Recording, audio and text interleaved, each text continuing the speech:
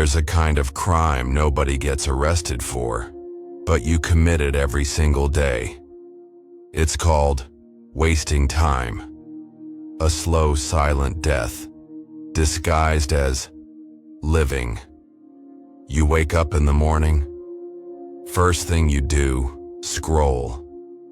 It's like your brain refuses to boot up unless it sees 3 people doing better than you. Lunch, you eat with deadlines and wash it down with a shot of what am I even doing with my life?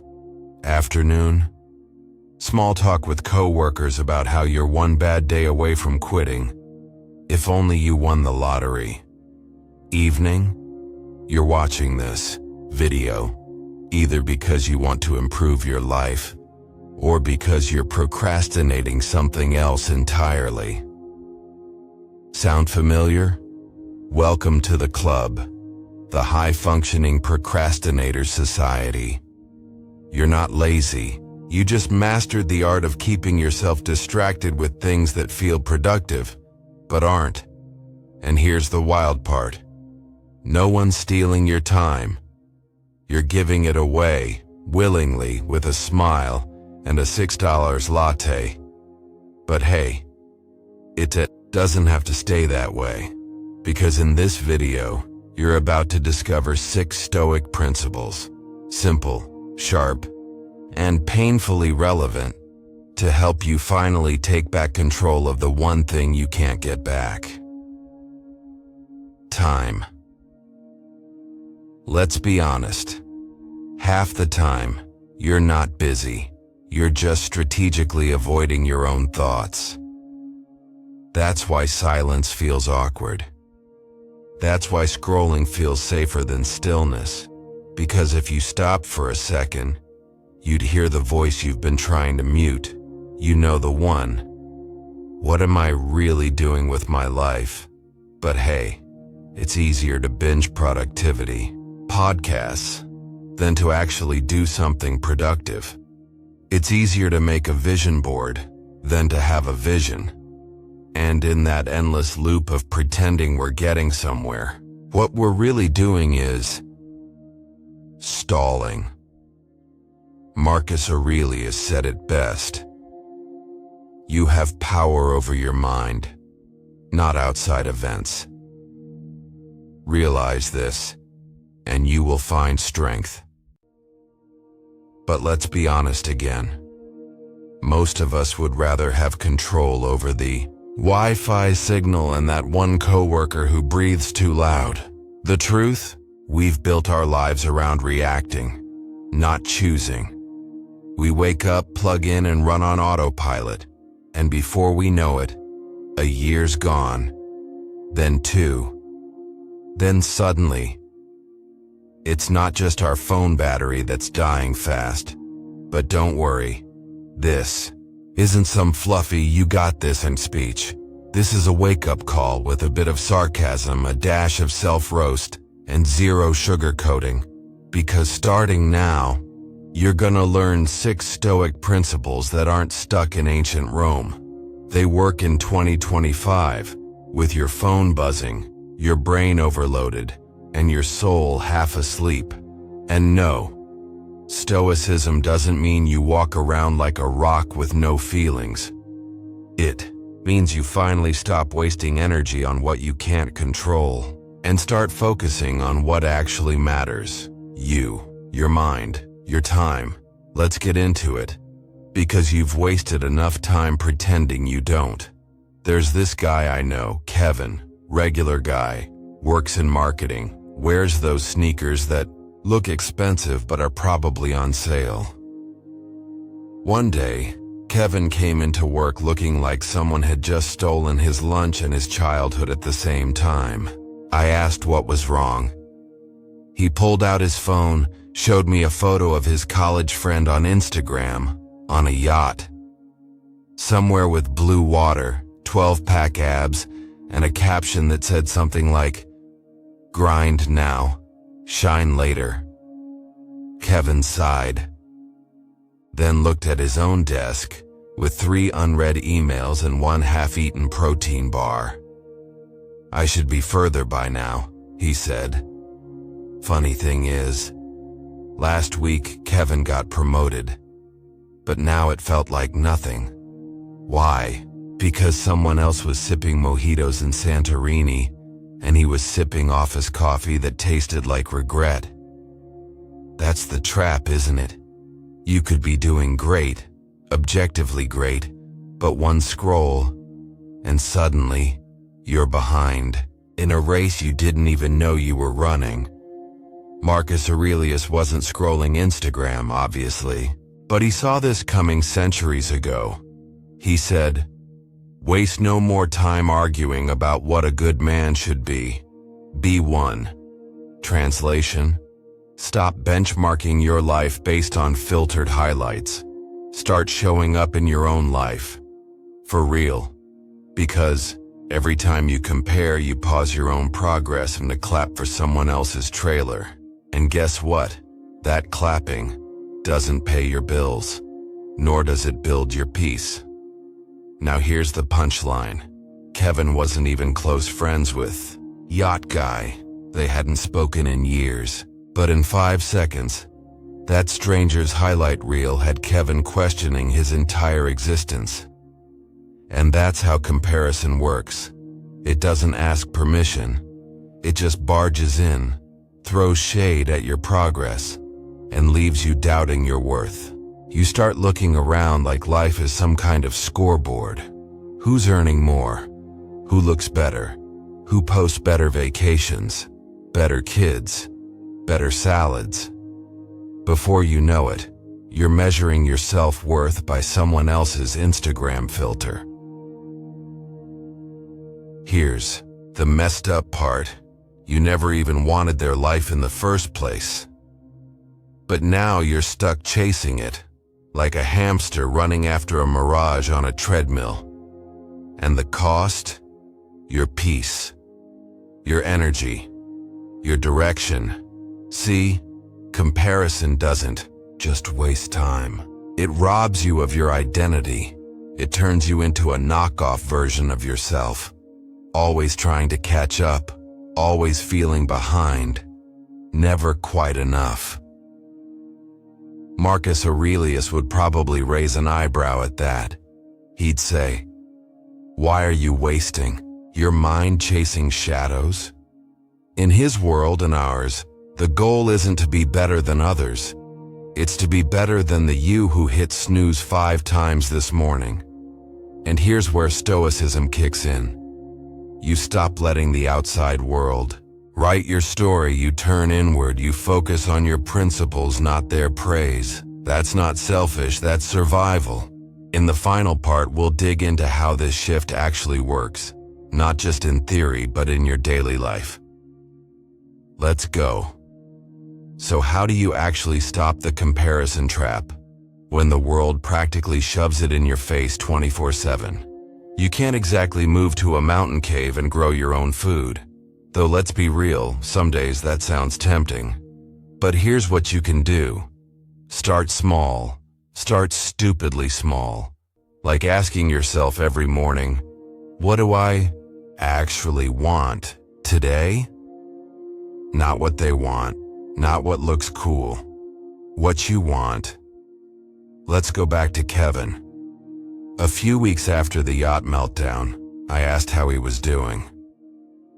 He grinned, said he unfollowed 20 accounts, started walking without headphones, read 2 pages of a book before bed instead of doom scrolling until 2 a.m. No one clapped for him. There was no motivational music. But for the first time in a while, he felt like he was living by design, not default. That's the magic of inward focus. When you stop chasing someone else's life, you start building your own, with whatever weird, wonderful, messy tools you've got. You stop comparing timelines, and you start owning your own pace, and you realize growth doesn't need a standing ovation. It just needs consistency. So if you're constantly measuring your life with someone else's ruler, maybe it's time to drop the ruler and pick up a mirror instead. Because the moment you stop asking, "Why not me?" and start asking, "What can I build today?" that's when things change. Let's move on. There's more Stoic heat coming. Meet Lisa. She's the kind of person who writes to-do lists. For her to-do lists, color-coded, prioritized, with subheadings. Sometimes she even adds a task she already finished just to cross it off. Productive, right? Well, here's the catch. Lisa hasn't posted a single blog article in 18 months. Why? Because none of them were ready. Not polished enough. Not perfect. Not what her imaginary audience would expect. She had 12 half-written drafts and a growing pile of self-doubt. That's the perfectionist's curse. You aim so high, you paralyze yourself. You want every word to sparkle, every move to impress. And when it doesn't, you do the one thing perfectionists are ironically best at: nothing. You wait. You tweak. You sit on great ideas until they rot into regrets. Marcus Aurelius never tweeted, but he would have had something to say here. Perfectionism to the Stoics was ego in disguise. The desire to look flawless often comes from a fear of being seen real. But what matters isn't the polish, it's the practice. Consistency beats perfection every time. And Lisa, she didn't need a perfect post. She needed to hit publish and keep going. In the next part, we'll dig deeper. How letting go of perfect is the only way real growth begins. Here's the funny part. Lisa wasn't lazy. She wasn't unmotivated. She just had a PhD in overthinking. She once spent 3 hours choosing a font. Not because it mattered, but because, what if the font doesn't feel trustworthy enough? Somewhere deep down, she believed that if she didn't get it perfect, she shouldn't bother at all. It's like being stuck at the starting line because your shoes aren't clean enough to run. And that's the real danger. Perfection looks noble. It hides under the mask of, "I just care a lot." But in reality, it's a form of self-sabotage dressed as high standards. You aren't striving for excellence. You're running from judgment, from failure, from feedback, from the feeling that maybe you're not as good as they think. Let me be real. You can't edit your way into confidence. You have to act your way into it. Marcus Aurelius didn't say be flawless. He said, if it is not right, do not do it. If it is not true, do not say it. He didn't say, if it's not perfect, scrap it. He said, show up, do the right thing, say the honest thing, and keep going. Because action, not over-analysis, is the Stoic path. Lisa eventually got tired of being stuck in draft mode. So one day, she set a 20-minute timer, wrote whatever came out, and hit publish before her inner critic even woke up. It wasn't her best post, but it was the beginning of momentum. And momentum, however messy, always beats stillness disguised as preparation. Stick around. In the next part, we'll talk about how to rewire this mindset and build real habits without needing your life to be an aesthetic Pinterest board. So how do you break the loop? Because let's be honest, your brain won't just wake up one day and say, "Good morning, I'm ready to let go of perfection now." Nope. It's going to resist. It'll whisper things like, if it's not amazing, why bother? What will people think? You're better off waiting until it's perfect. That voice isn't wisdom. It's fear. Wearing a nice blazer. The Stoics didn't wait for clarity to act. They acted to gain clarity. They didn't obsess over image. They focused on integrity. You know what that looks like today? It looks like writing, even if no one reads it. Posting, even if it doesn't. Go viral. Learning something new without needing to be the best at it on day 2. It's giving yourself permission to suck at first, because every expert you admire, they were once just a beginner who didn't quit. Even J.K. Rowling was rejected over a dozen times, not because she wasn't good, but because rejection is part of the process, not a sign you should stop. And that's the mindset shift, from I need to be perfect to I need to keep moving, from what will they think to what do I value, from I'll do it later to I'll do it now, badly if I have to. So here's your takeaway. Next time perfection tells you to wait, don't argue. Just whisper back, I'm not here to impress. I'm here to grow. And then take the next small imperfect step. That's where real change begins. Ryan wakes up at 7 a.m. He says he's going to start the day right. He opens his phone just to check the weather. 35 minutes later, he's knee-deep in a YouTube video about how pineapples grow, and an argument in the comments section about whether dogs dream in color. He puts the phone down, then realizes he hasn't brushed his teeth yet. This man hasn't lived a single minute of his own morning, and he's already tired. That's not rare. That's modern life. We live in a world where distraction is the default setting. Notifications, group chats, breaking news, side quests, ads for pants you Googled once in 2018. All competing for one thing, your focus. And the worst part? Most of us give it away, without a fight. We treat time like it's infinite, like we've got bonus hours waiting in the trunk. But as the Stoics love to remind us, you don't own time, you rent it, and the lease is unpredictable. Marcus Aurelius didn't have Twitter, but he knew this. Do not waste what remains of your life in speculating about others. Translation, get your eyes off their life and back on your own. Distractions aren't just stealing your productivity, they're stealing your presence, your sense of control, your peace, and that quiet voice in your head that used to have good ideas. It's being drowned out by autoplay and scroll fatigue. But there's a way back. In the next part, we'll talk about how to protect your time. Like, your life depends on it, because it kinda does. Let's be honest, the biggest enemy of focus isn't chaos. It's comfort disguised as urgency. You check your phone just for a second, and suddenly you're reading a thread about why octopuses have 3 hearts.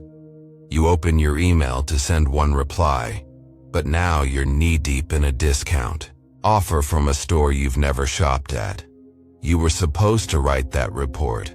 Instead, you've just bookmarked 3 productivity hacks you'll never use.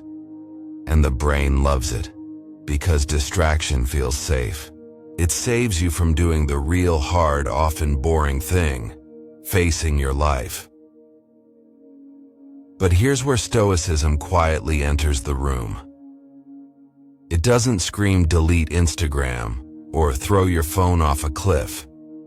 It just asks a much harder question. Is this helping you live better? If the answer is no, then maybe you're not distracted by accident. Maybe you're hiding in plain sight. Marcus Aurelius, again, with the wisdom. Ask yourself at every moment, is this necessary? That question doesn't just declutter your desk. It declutters your mind, your relationships, your calendar. Because most of what drains us isn't toxic. It's just pointless. The meaningless group chat, the meeting that could have been an email, The scrolling that ends in shame, not joy. So what do? You create a gate between you and your time. Time block. Mute. Unfollow.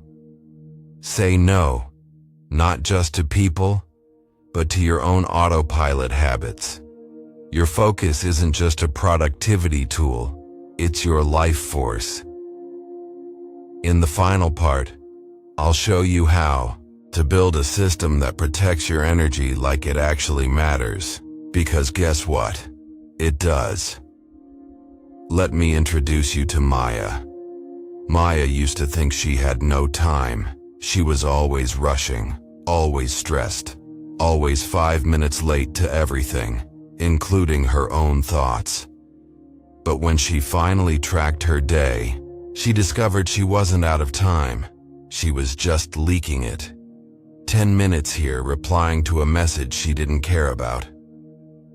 15 minutes there, refreshing an email that still said nothing new. Half an hour scrolling through reels that left her laughing, but also weirdly empty. By the end of the day, she had donated over 3 hours to things that gave her zero back, and that's when she realized it's not enough to have goals. You need boundaries to protect the time to reach them. So Maya started small. She turned off notifications on everything, put her phone in another room during focused work, created a rule: no social media before noon. The first few days felt weird, like her brain was constantly reaching for a phantom limb. But then silence, then clarity, then results. She finished projects faster, had more mental energy. And for the first time in years, she said, I actually feel present. That's what Stoicism is about. Not living like a monk, but living like your time matters. So here's the challenge. Look at your day tomorrow, not your goals, your distractions, and ask, what am I giving my attention to? Is it feeding me or draining me? Then start cutting. Not because you're being harsh, but because your peace is worth protecting, and no one else is going to do it for you. Every time Jamie sat down to work on her design portfolio, her brain would remind her of something urgent. Water the plants. Answer that meme in the group chat. Check if her ex was still dating that yoga instructor. By the time she finally opened her laptop, it was 10:43 p.m. And the only thing she designed was a perfect loop of distraction. Jamie wasn't lazy. She just hadn't learned how to focus on herself without guilt. Every time she chose her growth, she felt like she was being selfish. What about replying faster? What about being more available? What about staying updated with everything all the time? It's wild, right? In a world obsessed with self-care, we're still made to feel guilty for self-focus. But here's the Stoic twist. Self-focus isn't selfish, it's strategic. Just like an athlete in training. You step away from the noise, not because you don't care, but because you do. You care about who you're becoming. You care enough to say, this can wait, but my growth can't. Marcus Aurelius didn't say, follow the crowd. He said, the tranquility that comes when you stop caring what they say, or think, or do. And Jamie, she wasn't going to find peace by pleasing everyone. She had to start by showing up for herself. We're just getting into it. Next, what it really takes to make that self-focus stick. Here's what Jamie finally did. She made a rule. For 2 hours every evening, her phone went into a drawer, not on silent, not flipped over. Into the drawer, next to that old pair of sunglasses she swore she'd wear again. The first week, agony. She kept reaching for it like it owed her rent. Every itch to check a notification felt like missing out on something world-shifting. But after day 5, silence stopped being scary. It started feeling like freedom. That's the part no one tells you. Focusing on yourself isn't always aesthetic. It's not candles, playlists, and cozy journaling corners. Sometimes it's boring. Sometimes it's uncomfortable. Sometimes it's saying no to brunch. So you can build something you won't hate 5 years from now. And yet, that's where resilience is built. It's in the reps. The quiet mornings. The disciplined choices no one claps for. The nights you close the laptop, even when no one's checking your progress. The Stoics got this better than we do. They weren't shouting, "Treat yourself." They were whispering, "Control yourself." Because growth, real growth, doesn't come from doing everything. It comes from doing the right things. Again and again, Jamie didn't suddenly become a productivity guru, but she did finish her portfolio, and she applied to 3 jobs, and she got one. Not because she was better, but because she was present. In the next part, we'll dive into the mindset shift that makes self-focus a lifestyle. Not just a weekend project. There's a shift that happens when you stop asking, "What should I be doing?" and start asking, "What do I want to build?" That's when your priorities stop screaming and your purpose starts whispering. Jamie didn't have more hours in the day. She just stopped donating her energy to every open tab in her life. She stopped chasing approval, stopped joining every outing out of FOMO, stopped feeling bad for needing time to herself. And in that space, she didn't just find productivity, she found herself. That's the power of intentional self-focus. Not to become perfect, but to become present. You're not here to be everything to everyone. You're here to become the someone you're proud of when no one's watching. That means cutting what's unnecessary, saying no without a PowerPoint explanation, choosing curiosity over comparison, discipline over dopamine. Marcus Aurelius didn't tell us to chase validation. He told us to align our actions with our values, to live on purpose, not on autopilot. So here's what you can do. Audit your week. Not your goals, your energy leaks. Who drains you? What distracts you? Where do you betray your own values to keep the peace? Then try one change, not 5, just 1. Maybe it's a phone-free hour. Maybe it's canceling a plan you didn't want anyway. Maybe it's saying, "This matters to me." That's enough. Because when you protect your focus, you protect your future. And no, that's not selfish.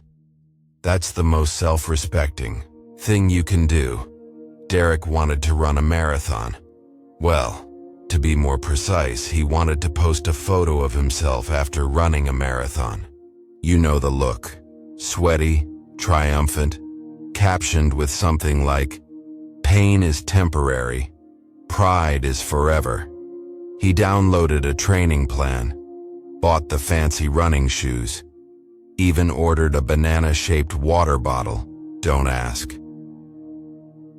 Day 1, he ran for 6 minutes and nearly wrote his will by minute 7. Day 2 didn't happen. Day 3, he started Googling how to train for a marathon without running. The old Derek would have quit because his body wasn't perfect, because his pace was embarrassing, because the thought of failing publicly made him want to dissolve into a hoodie. But something clicked. He realized this wasn't about the marathon. It was about learning how to keep going, even when things sucked. Especially when things sucked. That was new for Derek, because his whole life, he only felt worthy when he was winning. When he was fast, sharp, impressive. Now, he was just sweaty, slow, and incredibly average. And that was exactly what he needed. In the next part, we'll see how Derek's story unfolds, and how Stoicism views failure not as shame, but as the soil where growth actually begins. So Derek kept running. Badly. He celebrated when he ran 8 minutes without stopping. Then 10. Then 15. He didn't post anything. No before and after shots. No motivational reels with cinematic music. He just ran. Quietly. In ugly shoes. At a pace most toddlers would scoff at. But something started shifting, not just in his legs, but in his mind. He began to see that resilience isn't built through winning, it's built through returning. Returning to the hard thing, on the days it's boring, on the days it's messy, on the days your ego screams, "Let's skip today." The Stoics understood this long before the age of Strava. They weren't cheering for perfect warriors. They were honoring the people who got back up, without applause. Marcus Aurelius wrote, "When jarred unavoidably by circumstance, return to yourself." Return to yourself, not to the version of you that crushed it, but to the one who's still showing up, even when no one sees it. Derek started tracking his runs, not for pace, but for presence. He wrote down how he felt, what he learned, what he wanted to try next time. And somewhere in that quiet repetition, he stopped needing to impress anyone, including himself. He realized progress wasn't in the results. It was in the resilience muscle he was building. One awkward jog at a time. Up next, what gardening, stoicism, and self-trust have in common, and how that's the secret to feeling fulfilled, even before you cross any finish line. Resilience, Derek realized, wasn't dramatic. It didn't come in a cinematic moment with slow motion and background music. It felt more like gardening.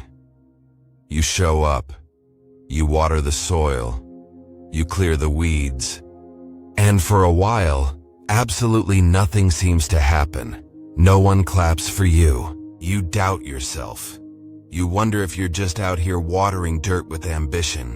But something's happening. Roots are forming. Quietly, out of sight, and that's what makes growth so sneaky. It rarely sends a calendar invite. It just arrives. One day you're in the middle of something hard and you notice it's not as hard anymore. That's how Stoicism sees failure. Not as a red flag, but as compost. Smelly, but essential. Every misstep feeds the soil. Every mistake teaches you where your edges are. Every not yet becomes a seed for who you're becoming. But only if you stay. Only if you don't run at the first crack in the plan. Marcus Aurelius would have smiled at Derek's dusty, slightly limping marathon finish. Not because he won, but because he grew. So here's your move. Pick one area where you've been waiting to feel ready, and just start. Badly if you must, privately if you need to, then return tomorrow. Return when it's boring. Return when it's raining. Return when no one cares but you. Because that's what builds resilience, not the wins, the willingness to keep showing up. We've talked about 5 Stoic principles, from resisting comparison, to choosing progress over perfection, to guarding your time like it actually matters. But ideas don't live in books. They live in people. So let's meet someone. Someone very real, very modern, very much like, well, maybe like you. Here's the story of Lynn, a woman trying to hold it together, keep up with everything, and somehow still find herself in the noise. Not a superhero, not a guru, just a tired human, trying to do a little better. Emma was the kind of person who had 3 productivity apps, and still couldn't remember what she was doing. Every morning started the same. Snooze, scroll, self-loathing. She'd open Instagram, and within 90 seconds, she'd feel like a failure. Someone else just got promoted. Someone else just bought a house. Someone else just made homemade granola and posted it in a mason jar. Meanwhile, Emma was eating cereal out of a coffee mug and wondering when she became background noise in her own life. She wasn't lazy. She was tired. Not just physically, but existentially. She had big goals, sure. Write a book, start a wellness blog, maybe even train for a half marathon. But every time she thought about starting, her brain whispered, "You're not ready. You're too late. You'll just screw it up anyway." So instead of doing anything, Emma watched 6 hours of Netflix and told herself it was self-care. Spoiler, it wasn't. One night around 2:13 a.m., she was deep in a YouTube rabbit hole about how to get your life together, when a quote flashed across the screen: "You have power over your mind, not outside events." Marcus Aurelius. Emma didn't know who Marcus was, but the words hit her like a cold splash of water. Because for the first time in a long time, she realized maybe the problem wasn't the world. Maybe it was what she kept telling herself about the world. And maybe, just maybe, it wasn't too late to stop spinning and start focusing. The next morning, Emma didn't seize the day. She barely seized her toothbrush, but she did one small thing. She turned off her phone for the first hour of her day. Not exactly heroic, but for someone used to waking up in a digital panic, it was revolutionary. The silence was awkward. She made coffee without doom scrolling. She sat down with a notebook expecting inspiration. Instead, she doodled a sad-looking cat and wrote, "Don't know what I'm doing, but I'm here." That was day 1. Day 2, she wrote a paragraph. Day 5, she outlined a blog post. Day 10, she didn't cry after checking her emails. Progress, not perfection. She still compared herself. Still got distracted. Still wondered if she was too behind to catch up. But now, she caught those thoughts faster. She remembered Marcus. She remembered that her power wasn't in controlling outcomes, but in mastering her response. She stopped measuring herself by other people's timelines and started tracking her own tiny wins. 1 paragraph, 1 walk, 1 honest no. 3 months later, she didn't have a book deal. She had something better: momentum, self-trust, and a brain that wasn't screaming all the time. Because resilience wasn't built in a breakthrough. It was built in the boring, the small, the quiet daily choice to come back to yourself over and over again. And somehow, that changed everything. If you've made it this far, first of all, wow, you either really needed this, or you're procrastinating something way worse. Either way, welcome. You're in good company. We've talked about a lot. Not in the checklisty, 5 ways to be better before breakfast kind of way, but in the messier, quieter, more human way. The kind of conversations we usually only have at 11 p.m. when the world shuts up and the self-doubt gets louder. Comparison, perfectionism, distraction, that exhausting urge to be everywhere, for everyone, all the time, except yourself. Yeah, we've been there. And now you've met the ancient philosophers who, turns out, struggled with a lot of the same things, just with fewer emails and more togas. Marcus Aurelius wasn't chasing clout. He was sitting in silence, trying to stay sane in a chaotic world. Sound familiar? Because in the end, that's what Stoicism really is. Not some stiff philosophy carved in stone, but a gentle reminder to return to yourself, to what you can control, to what actually matters, to the part of you that doesn't need to perform, just persist. Think of life like a marathon, not the medal posting finish line photo kind, but the sweaty, breathless, awkward kind, where your only real job is to keep putting one foot in front of the other. Not because you're the fastest, but because you chose to keep going. That's Stoicism, not the loudest voice in the room, but the quiet one that says, you're okay, even when it's hard, you're okay, because you're still showing up. It's the man sitting silently in a noisy room, breathing, anchored, not needing to prove anything, because he already knows.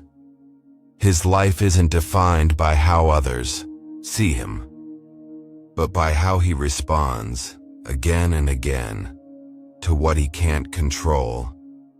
So if this video gave you anything, let it be this: the permission to go at your pace, to stop sprinting toward someone else's life, to start tending to your own with curiosity, with honesty, and maybe with a bit more kindness than you usually give yourself.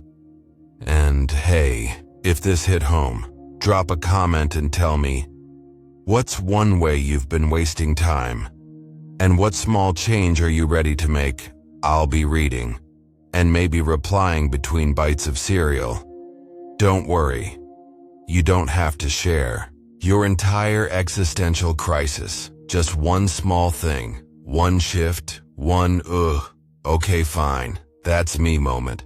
The comment section's open, and I promise, it's a judgment-free zone. Because this isn't about being perfect, it's about becoming present. And that starts with one simple question: what's the next small thing that actually matters to you? And hey, if this felt like a good kind of punch to the soul, do the usual YouTube things, like the video, subscribe, maybe even hit that bell if you're feeling wild. Not because I begged you to, but because we're building a space here for deep thinkers, overthinkers, and people who want a little less chaos in their heads. And you belong here.